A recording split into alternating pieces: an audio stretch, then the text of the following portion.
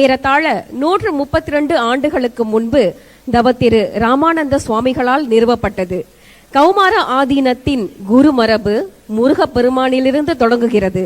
அருணகிரிநாதர் 2ஆம் குருநாதராகவும், வண்ணச்சரபம் ஸ்ரீ தண்டபாணி சுவாமிகளை 3வது குருநாதராகவும் கொண்டு இவர் இடத்தில் உபதேசம் பெற்று சிரவை ஆதீனத்தை நிறுவிய ராமானந்த சுவாமிகளிடம் இருந்துதான் இந்த ஆதீனத்தின் உபதேச பரம்பரை தொடங்குகிறது.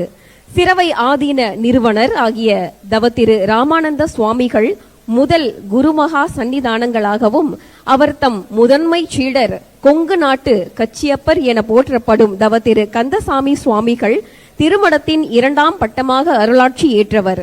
தவத்திரு கந்தசாமி சுவாமிகளின் சீடர் திருப்பணி வேந்தர், அலங்கார சக்கரவர்த்தி, பெரிய புராண பேரறிஞர் என பலவாறு போற்றப்படும் தவத்திரு கஜபூசை சுந்தர சுவாமிகள் சிரவை ஆதீனத்தின் 3ஆம் பட்டமாக அருளாட்சி செய்தவர்.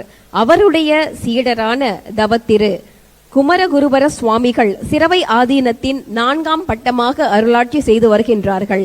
சுவாமிகள் தவத்திரு கந்தசாமி சுவாமிகளின் இலக்கியங்களில் ஆய்வு செய்து முனைவர் பட்டம் பெற்றவர்.